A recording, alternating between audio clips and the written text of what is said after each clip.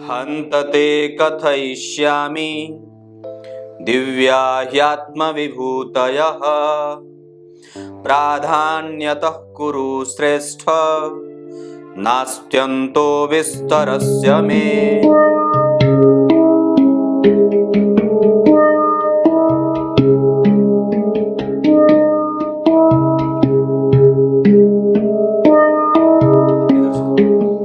नमस्कार, एक बार फिर से उपस्थित हूं आप सबके सामने शुक्रवार के बाद शनिवार के कार्यक्रम में। विश्लेषण जन्म कुंडली का इस कार्यक्रम के अंतर्गत आज जिनकी कुंडली लेकर के आया हूं उनका नाम है मोहम्मद जफर और ये हैं उत्तराखंड से। और एक बात बताता हूं, जो धर्म का पल्ला होता है बड़ा भारी होता है और बड़ा सुरक्षित भी होता है। अधर्म का पल्ला बड़ा कमजोर होता है और वो टूट जाता है। मतलब क्या है कहने का कि जो धर्म के रक्षक होते हैं वो कभी भी धर्म के पीछे ही भागते हैं। जो अधर्म के मार्ग पर जाते हैं उनके गाड़ी का रथ, जो रथ का पहिया होता है वो अधर्म की तरफ जाता है, जो कई बार आपको हिंसक वृत्ति में डाल देता है और कई बार आपको बदला लेने की भावना से प्रेरित कर देता है। शांत होना और शांत देखना बड़ा शांतिप्रद होता है। शुरू करते हैं आज का कार्यक्रम। कहीं नहीं जाना है, बिल्कुल बन के रहिएगा। और कार्यक्रम के आरंभ में बोले गए गीता जी के श्लोक का अर्थ बताता हूं। मैं जहां बनारस में रहता था उसके जस्ट सामने एक वृद्ध बाबा रहते थे।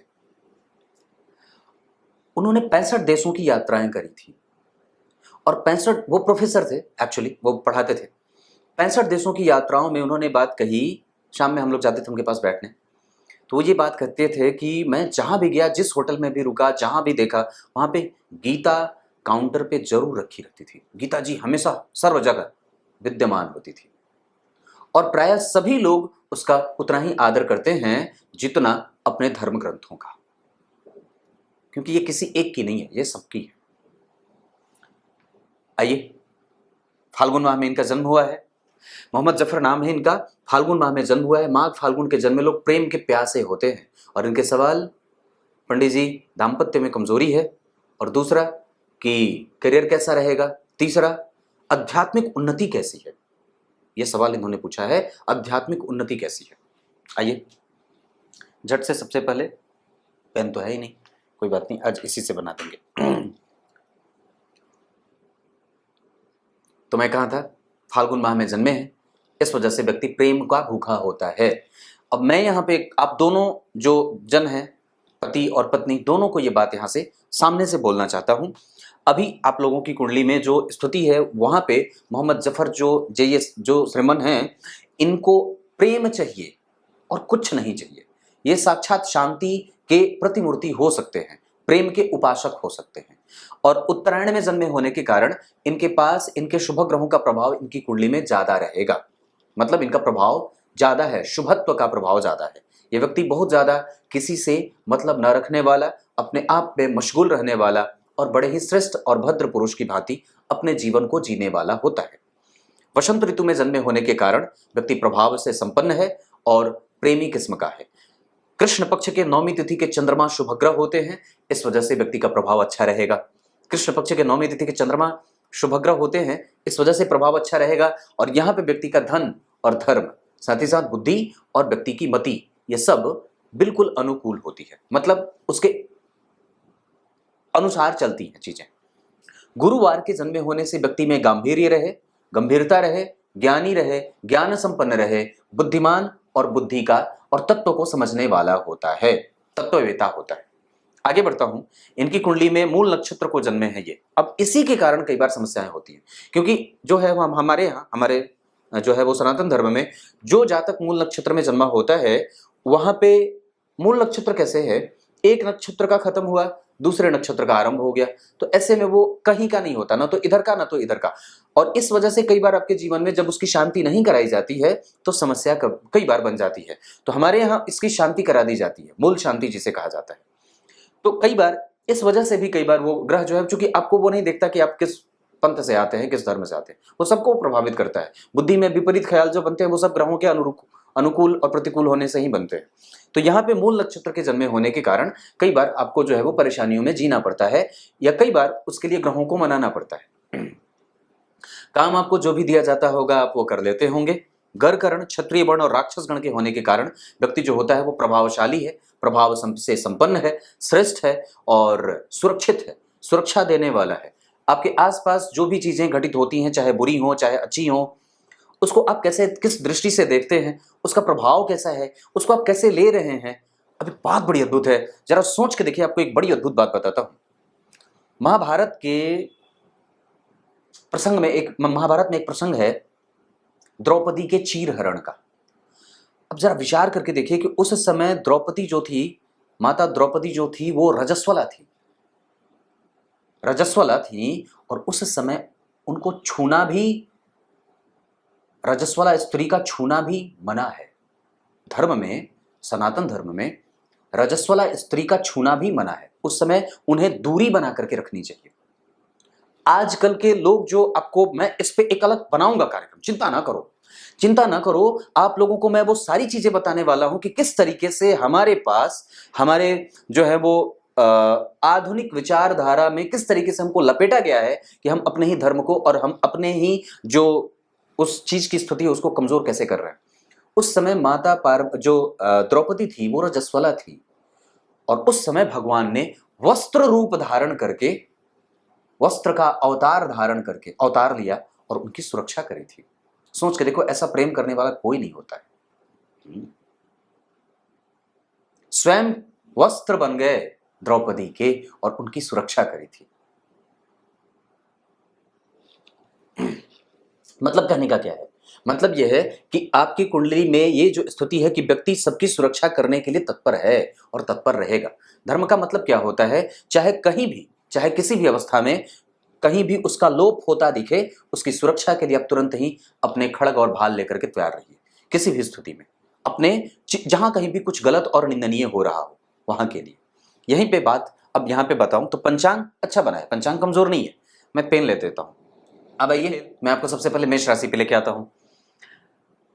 ये केंद्र जो है वो 3 खाली है। जरा विचार करिएगा, लग्न चतुर्थ सप्तम खाली, नवम भाव भी जन्म कुंडली में शनि चंद्रमा के बीच दोष से पीड़ित हो रहा है और केतु पंचम भाव में बैठे हैं।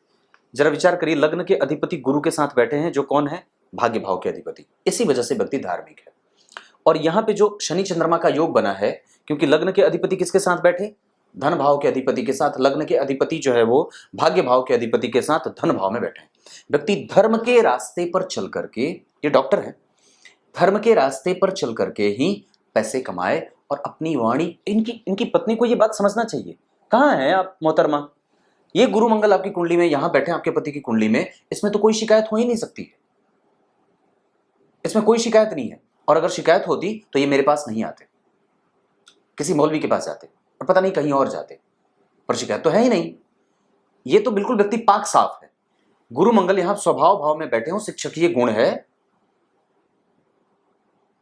शिक्षकीय गुण है ना, गुरु मंगल शिक्षक बनाते हैं। और जरा गौर करिए तो यहां पे ये दोनों बैठ करके अष्टम भाव को देख रहे हैं। आयु बड़ी अच्छी है और सबसे अच्छी बात है कि इनका स्वभाव बहुत बढ़िया है, प्रोटेक्टिव है। ये आपको लेकर के एकदम बिल्कुल संजीदा जिंदगी जीना चाहते हैं, पर पता नहीं आपके दिमाग में क्या हुआ है। इस बात को समझिए। टूटने का कोई मतलब और अर्थ नहीं होता है। ये वक्त अभी थोड़ा कमजोर चल रहा है श्रीमान, इस वजह से भी आपके घर में अशांति का माहौल है। जरा गौर करिए, अभी आपकी कुंडली में चौथा भाव एक्टिव है। आपने अपनी माता का भरपूर लाभ भी उठाया है और उनकी सेवा भी करी है।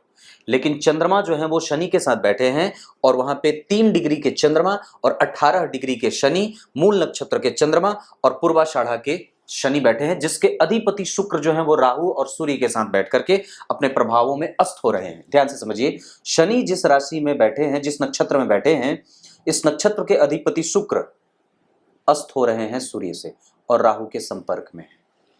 भौतिकीय प्रभावों में कभी कमी नहीं होगी, कभी भी जीवन में किसी चीज और किसी आवश्यकता की कमी नहीं होगी, इसकी गारंटी है। लेकिन समस्या कहाँ है? समस्या यह है कि आप दोनों में बातचीत नहीं होती। आज भी मेरे पास एक फोन आया था, बेंगलोर से आया था। पत्नी घर छोड़ के भाग गई है, 12 साल का बेटा है। क्या करूं, समझ में नहीं आया। वो कहते हैं। ये स्थिति हर जगह है, इसको निपटना होगा। पता नहीं हम लोग कहाँ उलझे हुए हैं, समस्या तो यहाँ है। शनि चंद्रमा, आप लोग बातचीत नहीं कर रहे हैं।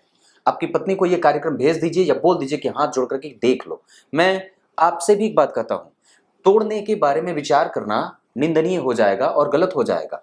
मैं समझता हूँ कि इसको निभा करके जितनी दूर लेकर के चलना चाहते हैं चलिए, चाहे वो किसी भी धर्म की बात हो। समस्याएं तो सबके साथ हैं, अलग बात है कि हम किसी और अन्य चीजों में उलझे हुए हैं। पर मेरे कहने का सीधा सा मतलब है, इसको हटाने का, इसको तोड़ने का, इसको कमजोर करने का कोई मतलब नहीं होना चाहिए। माताएं सबकी एक ही होती हैं, पत्नियां और पत्नियों को दुख सबका एक जैसा ही होता है। मैं इतनी सी बात कहूंगा कि निस्संदेह यहाँ पे शुक्र जो है वो सप्तम भाव के अधिपति होकर के राहु के साथ बैठे हैं, सूर्य के साथ अस्त हो जा रहे हैं। इस वजह से आपकी कुंडली में दाम्पत्य वाला क्षेत्र थोड़ा कमजोर हो रहा है। अरे एक बात बताऊं, एक बात बताता हूं, इनकी कुंडली में इस भाव से चतुर्थस्थ देखिए, छठे भाव के अधिपति बैठे हैं और तीसरे भाव के अधिपति। इस भाव का सुख कौन ले जा रहा है? ऋणेश। इस भाव से चतुर्थस्थ बुध बैठे हैं। होते तो शुभ ग्रह हैं, पर हैं कौन? त्रिक भाव के अधिपति जन्म कुंडली में दशम स्थान में बैठ करके कई बार आपको पेट का रोगी बना रहे हैं, क्योंकि वो गुरु से दृष्ट देखे जा रहे हैं। और कई बार आपको पत्नी के कारण ऋण में जाता हुआ देखा जा रहा है, जहां आपको हो सकता है कि कई बार आपको उनको खुश करने के लिए, उनको प्रसन्न करने के लिए उन पे खर्च करने की नौबत आए, क्योंकि यहाँ पे शुक्र के साथ राहु यहाँ भी बैठे हैं। यहाँ के अधिपति शुक्र जो है वो जन्म कुंडली में सप्तम भाव में बैठे। वस्तुतः यहाँ पे शनि और सूर्य का प्रभाव, ये कठोरता बहुत ज्यादा दिख रही है यहाँ। और मैं समझता हूँ कि वो पत्नी ही कठोर है, क्योंकि यहाँ पे 9 नंबर की राशि बनी है, जिसके अधिपति जो गुरु हैं वो देखिए शनि की राशि में बैठे हैं। तो ये बहुत अच्छा नहीं होता। हालांकि गुरु की दृष्टि बन रही है, सप्तम भाव के अधिपति के ऊपर बुध की दृष्टि जा रही है, जो कि कौन है? सुखेश है। कोई खराब भाव के अधिपति तो देख नहीं रहे। गुरु और चंद्रमा का प्रभाव है। जन्म कुंडली में तृतीय भाव के अधिपति जो सूर्य है, आपकी कुंडली में खुद का काम करवाते हैं। गुरु और चंद्रमा का प्रभाव जन्म कुंडली में शुभकर्तृ योग लगा रहा है। कर्म क्षेत्र में कोई समस्या कभी भी नहीं है। यहाँ पे भी शनि बैठे हैं 3 नंबर की राशि में। यहाँ पे भी शनि जो है वो बुध की राशि में बैठे हैं। यहाँ पे भी शनि जो बैठे हैं वो गुरु की राशि में बैठे हैं, पर कोई बात नहीं, परेशान नहीं है, यहाँ पे ठीक है वो। हालांकि मेष लग्न की कुंडली के लिए शनि बहुत अच्छे नहीं होते हैं, मतलब उनका परिणाम अच्छा नहीं होता है, लेकिन फिर भी वो लाभ के अधिपति और दशम के अधिपति होकर के आपको धर्म के साथ जोड़ करके ही पैसे कमाते देखा जा रहा है। अब कभी भी अधर्म और विपरीत मार्ग पर जाकर के कभी भी पैसे नहीं कमाएंगे। लेकिन दाम्पत्य थोड़ा कमजोर जरूर हो रहा है, पर ये अभी बहुत ज्यादा बिगड़ा हुआ है। अभी ये 2021 के नवंबर से या उसके 1 महीने 2 महीने पीछे से आप जाकर के देखेंगे तो उनकी मति बुद्धि थोड़ी ज्यादा खराब हुई होगी। हो सकता है उनकी कुंडली कमजोर हो, आपकी तो थोड़ी सी है क्योंकि सप्तमेश अस्त हो रहे हैं। लेकिन एक बात बड़ी अद्भुत बताऊं कि अस्त ग्रह अस्त होने के बावजूद भी अपने कारक क्षेत्रों का प्रभाव देते रहेंगे।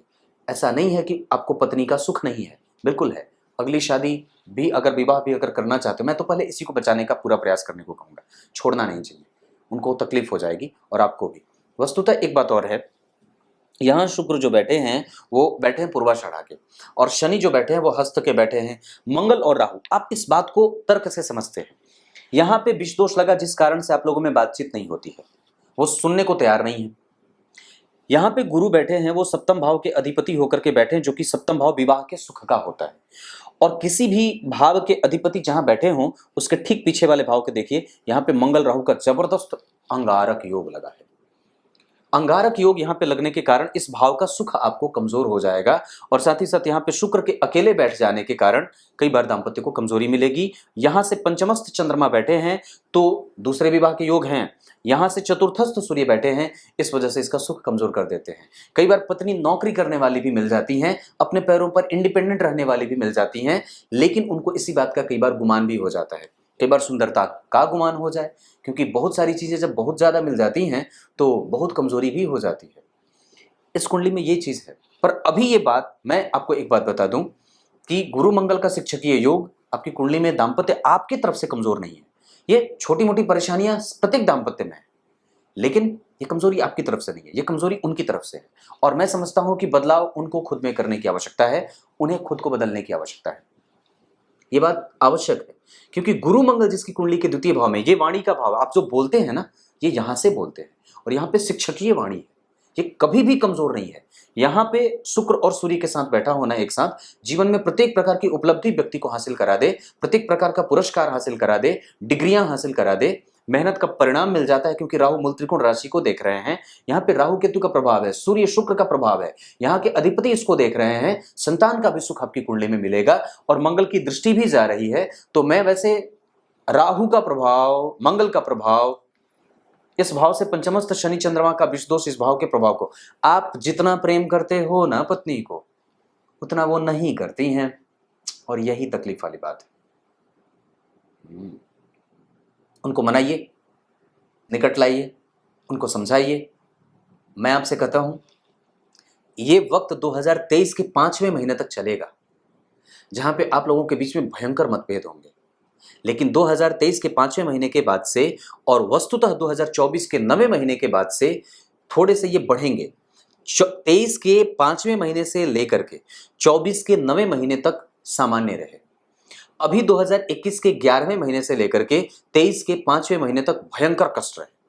फिर उसके बाद 23 के 5वें महीने से अच्छा हो और 24 के 9वें महीने तक ठीक रहे। फिर उसके बाद 2024 के 9वें महीने से लेकर के 26 के 4थे महीने तक भयंकर उत्पाती हो, मतलब कष्ट की कोई पारावार की स्थिति न रहे, बहुत तीव्र। उसके बाद फिर जब 2026 का 4था महीना आए, फिर 7वें महीने तक फिर सब चीज ठीक होता रहे और आपका काम चलता रहे। कर्म क्षेत्र आपकी कुंडली में कभी भी परेशान करने वाला नहीं है, आप उसके लिए बेफिक्र रहिए, क्योंकि आपका चंद्रमा ठीक है, आपके सूर्य ठीक हैं, आपके शुक्र ठीक हैं, आपका गुरु मंगल आपकी कुंडली में यहाँ पे देख रहे हैं। आप बहुत इस क्षेत्र में कभी भी आपको परेशान नहीं होना है। कर्म क्षेत्र के लिए कुंडली कभी भी हतोत्साहित और प्रभावित नहीं है। मैं साथ में खड़ा हूं, क्योंकि यहाँ पे इस भाव के अधिपति को देखिए, वो भाग्य भाव में बैठे हैं, और यहाँ पे भी इस भाव के अधिपति धर्म भाव में बैठे हैं। आप बस धर्म को मत पकड़ना, छोड़ना मत, पकड़ना माने मैं धर्म को मत छोड़िएगा। बस ये स्थिति आपकी कुंडली में जो कमजोर हो रही है। अब इसके लिए मैं एक बात बताता हूं। मेरे पास एक कुंडली आई थी, इकबाल खान नाम था उनका। अभी वो मेरे बड़े अच्छे दर्शक हैं, बड़े अच्छे हैं, मतलब मध्य प्रदेश के हैं वो। और उन्होंने मुझे जो है वो उन्होंने अपने घर की पूरी कुंडली दिखाई थी, पूरे घर की कुंडली दिखाई थी। करीम खान है, वो मुंबई के हैं, बहुत बड़े जो है वो क्या है वो क्या करते हैं, कॉन्ट्रैक्टर हैं वो। उन्होंने भी अपने पूरे परिवार की कुंडली दिखाई थी। इरफान खान नाम है, हाँ इरफान खान ही नाम है। उन्होंने ये बात कही थी कि पंडित जी, मैंने पूछा था क्या 5 वक्त का जो नमाज है वो अदा करते हैं? तो उन्होंने कहा नहीं करता। मैंने कहा था बिल्कुल करिए, क्योंकि जो धर्म में है आप, उसमें भरोसा जरूरी है। अभी कुछ दिन पहले हाल ही में मेरी किसी से बात हो रही थी, करीम खानी है शायद, उनसे भी मेरी बात हुई थी। तो मैंने कहा कि कम से कम ये तो कर लीजिए। तो बोले कि पंडित जी आप कोई जो है वो कोई और भी मंत्र दे दो जो मैं जपना चाहता हूं तो जप लूंगा, ये भी कर दूंगा वो भी कर दूंगा। तो उन्होंने दोनों चीजें करी। जैसे बोले वो कि मैंने कहा कि मैंने उनको दबाव डाला कि नहीं, आपको 5 वक्त का नमाज जरूर अदा कर लेना चाहिए, चादर वगैरह जरूर ही बाजार पे जाकर के चढ़ा देना चाहिए। जो विश्वास है उस धर्म पे कभी भी संदेह नहीं करना चाहिए, चाहे वो हिंदू हो चाहे वो किसी भी धर्म से। तो मेरे कहने का मतलब है कि आपको भी कम से कम ये काम कर लेना चाहिए। दूसरे नंबर पे आपको अगर हो सके तो कभी कभी किसी शिव भक्त का दर्शन कर लेना चाहिए।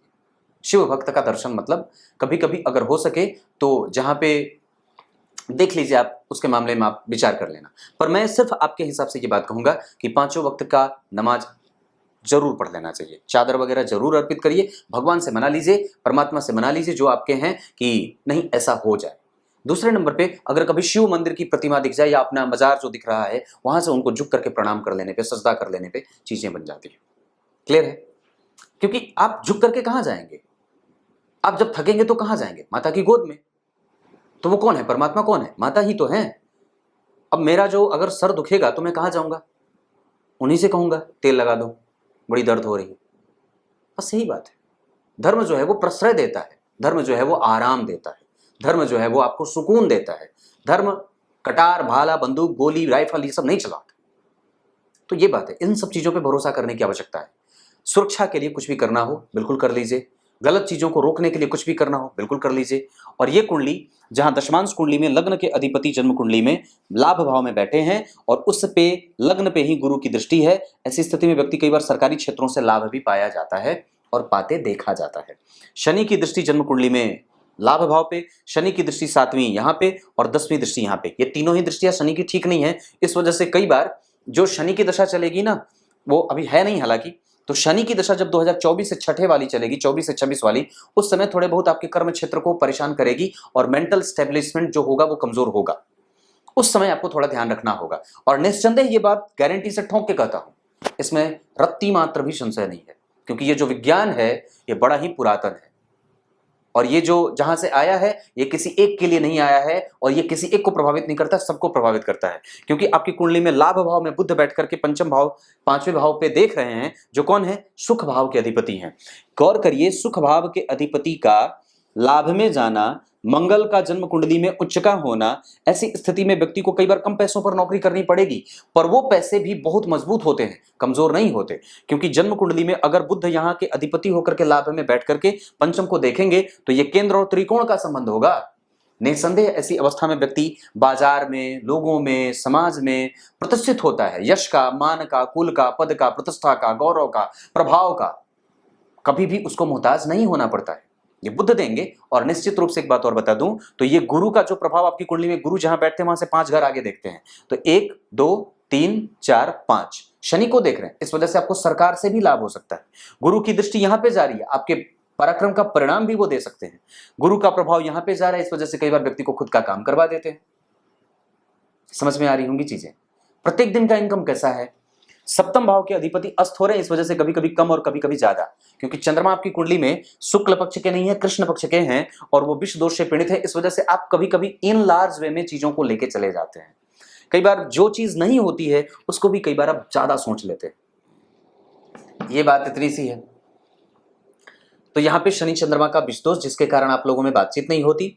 यहां पे शुक्र अस्त थे, अगर कोई भी भाव का अधिपति अस्त हो जाता है तो वो दाम्पत्य को या जिस भी भाव का अधिपति है उसको कमजोर कर देता है। साथ ही साथ शुक्र जो बैठे हैं वो शतभिखा में, राहु शतभिखा के, सूर्य भी शतभिखा। ये शतभिखा नक्षत्र जो है वो वस्तुतः क्रूएल बनाता है। किसको? आपके आत्मबल को आपके साथ खड़ा नहीं होने देता।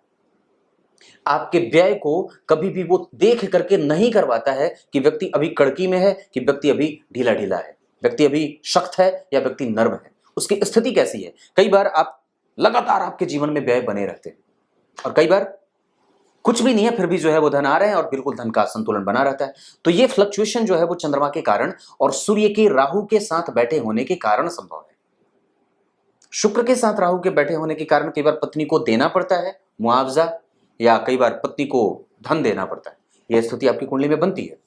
जरा एक अब अलग तरीके से देखते हैं। लग्न के अधिपति भाग्य के अधिपति के साथ बैठे धन भाव में, ये महाधनी योग बनेगा और महाभाग्यशाली योग बनेगा। धन भाव के अधिपति का लाभ में जाना और जन्म कुंडली में पंचम भाव के अधिपति के साथ जाना, ऐसी स्थिति में व्यक्ति को पुत्र और पुत्री का सुख, दाम्पत्य का सुख मिलता है। और अस्त है वो चूंकि जन्म कुंडली में द्वितीयेश, इस वजह से कई बार आपकी वाणी का प्रभाव कमजोर भी होते देखा जा रहा है और व्यापार कई बार थोड़े बहुत प्रभावों के साथ रहता है। तृतीय भाव के अधिपति जन्म कुंडली में बुध जाकर के जन्म कुंडली में दशम में बैठे हैं, ये खुद का व्यापार करवा रहे हैं। चतुर्थ भाव के अधिपति जन्म कुंडली में नवम भाव में बैठ रहे हैं, ये व्यक्ति को माता का भक्त और व्यक्ति के जीवन में प्रत्येक प्रकार के सुखों को देने वाले बन रहे हैं। पंचम भाव के अधिपति का पंचम भाव को देखना सूर्य देख रहे हैं, जब ग्रह वहां बैठा है वहां से अपने 7वें भाव को देखेगा। तो यहाँ के अधिपति और मंगल भी यहाँ देख लिए, राहु भी देख लिए, शुक्र भी देख लिए, गुरु भी मतलब यहाँ पे गुरु की पाद दृष्टि, मंगल की चौथी दृष्टि, सूर्य की 7वीं, शुक्र की 7वीं, राहु की 7वीं, शनि चंद्रमा केतु का प्रभाव। इस वजह से सबसे ज्यादा जो आपके जीवन का जो क्षेत्र बना हुआ है, अल्टीमेटली बता दूं तो जितनी आप मेहनत करते हैं कई बार उसकी रिकॉग्निशन आपको नहीं मिलती है, वो प्रामाणिकता नहीं मिलती है, वो प्रभाव नहीं मिलता है, वो परिणाम नहीं मिलता है, वो सुख नहीं मिलता है, वो जो प्रेम आप लोगों को दे जाते हैं कई बार वो उलट करके मिलता नहीं। ये आपकी कुंडली के पंचम भाव की, ये ऐसा है कि नहीं है? बिल्कुल होगा और ऐसा ही हो रहा है। वहीं पे आपकी कुंडली में छठे भाव के अधिपति जन्म कुंडली में दशम भाव में बैठ करके लेकिन गुरु से देखे जा रहे हैं। तो दशम भाव के अधिपति जो शनि हैं वो गौर करिए धर्म भाव में बैठे हैं।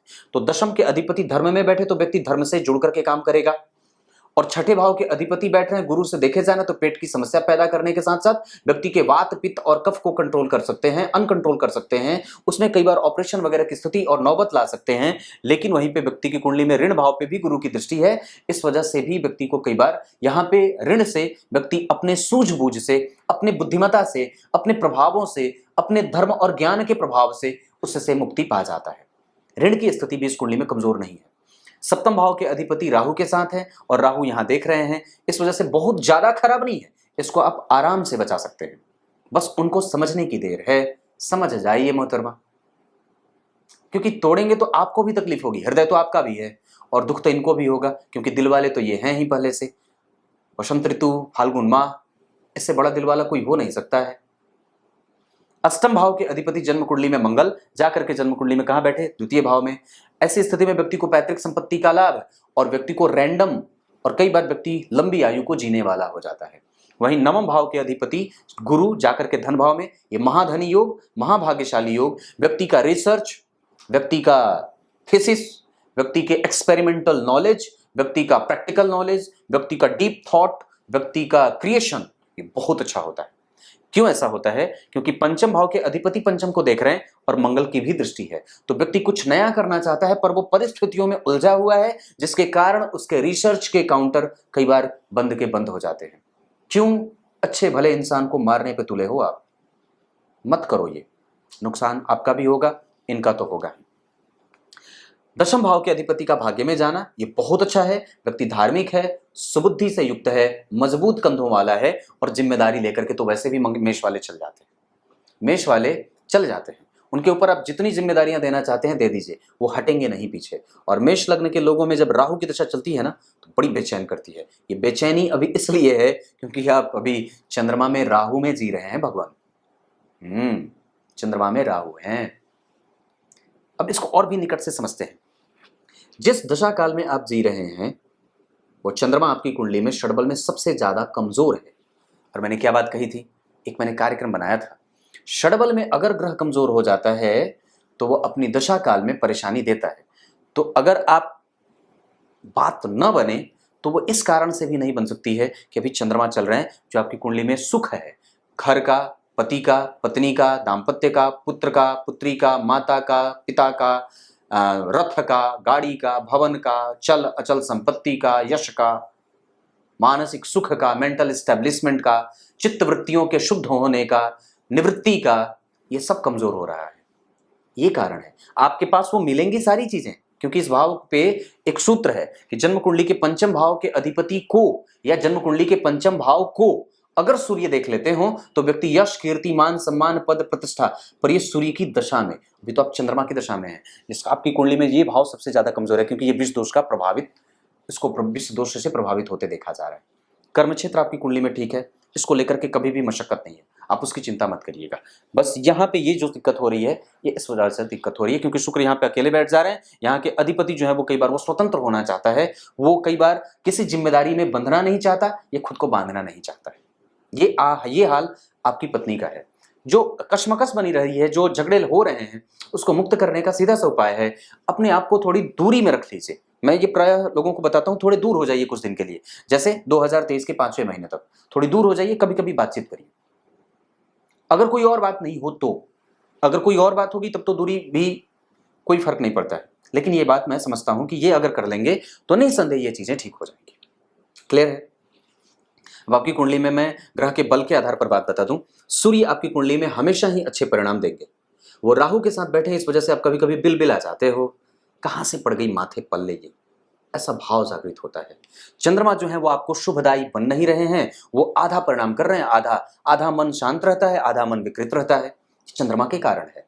मंगल जो है वो जन्म कुंडली में शुभदायी बने हैं क्योंकि वो लग्नेश हैं और जन्म कुंडली में धन भाव में बैठे हैं, उन्होंने धन को बिल्कुल जकड़ के रखा है, बिल्कुल वो उससे परेशान होने वाली कोई बात नहीं है। वो धन के कारक के साथ बैठे हैं, लग्न के अधिपति धन के कारक के साथ और धन के प्रभाव में है, उसकी कमजोरी नहीं है, आप उसके मामले में निश्चिंत रहिए। बुध जो है वो जन्म कुंडली में अच्छे नहीं बन रहे हैं, इस वजह से कई बार उनकी दशा कमजोर जा सकती है, जिसके कारण आपकी कुंडली में आपके कम्युनिकेशन, लोग आपकी बात सुनेंगे ही नहीं, आप चिल्लाते रह जाएंगे, कई बार आप कोई फर्क नहीं पड़ने वाला है। और दुश्मन कई बार बन जाए तो हटे नहीं, हटने का नाम ना ले, जिसके कारण आपके कर्म क्षेत्र पे, आपके कार्य क्षेत्र पे जो है वो गलत असर पड़ता है। ये बुध की दशा में ज्यादा हो सकता है। गुरु जो है वो जन्म कुंडली में शुभदायी हैं, उनकी स्थिति कमजोर नहीं है, वो ठीक बैठे हैं और बहुत अच्छे बैठे हैं, गुरु का प्रभाव कमजोर नहीं है। आपके अंदर गुरुता है, आपकी वाणी अच्छी है, आपकी शिक्षा पद्धति अच्छी होगी, आपका प्रभाव अच्छा होगा, आपका ज्ञान अच्छा है, आपके रिसर्च अच्छे हैं, आपका धर्म अच्छा है, ये सब अच्छे हैं। और गुरु की दशा में आपको सहूलियत मिलेगी, गुरु की दशा में आप लाभ प्राप्त करेंगे, गुरु की दशा में धन और वाणी का प्रभाव बढ़ जाता है। शुक्र जन्म कुंडली में अच्छे नहीं होते, शनि अच्छे नहीं होते, राहु अच्छे नहीं होते, इस कारण से आपकी कुंडली में समस्या है। पर केतु की दशा लाभदायक हो सकती है, क्योंकि केतु जो बैठे हैं वो सिंह राशि के बैठे हैं, जिसके अधिपति सूर्य उसे देख रहे हैं। ये सारी चीजें बन रही, समझ में आ गई होंगी चीजें।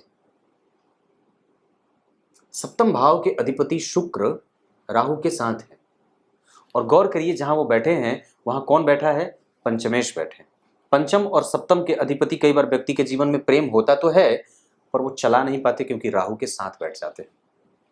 नवांश कुंडली में गुरु जो है वो जन्म कुंडली में सप्तम भाव के अधिपति होकर के शनि की राशि में बैठे हैं, क्रूर ग्रह की राशि है, और इस पे बुध की दृष्टि है, जो कि व्यक्ति की पत्नी को चंचलता या निर्णय जल्दी जल्दी लेने वाला, या कई बार तपाक से कुछ भी बोल देने वाला बना देते हैं। सोचे नहीं विचारे नहीं कुछ भी बोल दे, क्योंकि बुध से प्रभावित है। उसके बाद यहाँ पे देखिए केतु जो बैठे हैं वो कई बार व्यक्ति को कंफ्यूजन में डाल देते हैं, उनको कई बार संदेह हो जाता है केतु के कारण, जबकि आप अनुभवी हो। ये बात है जो उनको समझ में नहीं आती। यहाँ पे शुक्र राहु के कारण कई बार व्यक्ति को अपने कर्म क्षेत्र से पैसे निकाल करके पत्नी को देने पड़ते हैं, ये स्थिति भी बन रही है। इसको ठीक करने का एकमात्र उपाय मैं आपको समझाऊं, 2023 के 5वें महीने तक दूरी बना लीजिए, इससे बढ़िया कुछ नहीं हो सकता। 5 वक्त का नमाज जरूर अदा करिए। अपने जो है वो जो धर्म के जो होते हैं ना, वो मौलवी लोग होते हैं, उन लोगों से भी इस समस्या को एक बार निदान के रूप में जरूर जानने का प्रयास करिए। आप लोगों के धर्म में जो इनसे बचने का कोई उपाय होगा उसको जरूर करिएगा। याद रखिए, हटाने का नहीं, बना करके रखने का। उनसे पूछना कि कोई ऐसा उपाय बताओ जिससे उसकी बुद्धि अच्छी हो जाए, या उनसे पूछना कि ये चीजें कब तक ठीक हो जाएंगी, या उनसे ये पूछना कि इसके न तोड़ने का क्या कोई उपाय है जिसे तोड़ा ना जाए, क्योंकि बंधन तो बंध जाए तो टूटे नहीं। तकलीफें होती हैं जब उस पर लिखावट हो फिर मिटाओ, लिखावट हो फिर मिटाओ, तो कागज कमजोर हो जाए। इस वजह से ये बात बनती है। षडबल में मंगल बहुत अच्छे हैं, गुरु बहुत अच्छे हैं, बुद्ध बहुत अच्छे हैं, इसमें आपको कोई, आपके अंदर का धर्म जागृत है, आपके अंदर का आध्यात्मिक चेतना जागृत है, आपके अंदर का दूसरों को समझने की क्षमता जागृत है। ये सारी चीजें आपकी कुंडली में, आपके अंदर का धन, आपके प्रभाव, आपके शुद्ध और मनस्वी होने का प्रभाव, ये सब चीजें आपके अंदर बसी हुई है। इसमें कभी भी कोई कमजोरी नहीं आ सकती। चंद्रमा है, आप ठीक हैं, सामने वाला कमजोर है, क्या कर सकते हैं। जब लकड़ी बंध जाती है तो उसको ठेलना पड़ता है।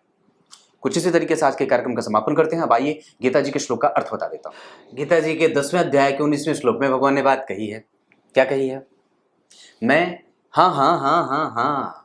मैं अपनी विभूतियों का संक्षेप में वर्णन करूंगा। अब संक्षेप में क्यों कहा? क्योंकि उनके विभूतियों के वर्णन का कोई अंत नहीं है। इस वजह से सामने युद्ध भी तो लड़ना है, कौरवों को हराना भी तो है, सारी चीजें करनी भी तो हैं। तो तुझे अगर विभूतियों का दर्शन कराने लगूंगा, उनके बारे में अगर सारी चीजें बताने लगूंगा, तो ये युद्ध फिर कौन जीतेगा? जो पांडवों और कौरवों के बीच में है। और फिर इस युद्ध का नायक अगर खाली उपदेश ही सुनता रहेगा तो उस उपदेश को पालित कैसे करेगा? कुछ इसी तरीके से आज के कार्यक्रम का समापन करते हैं। चैनल जल्दी ही बनाने वाला हूं, बस मैं भी बेचैन हूं, तुरंत ही बनेगा।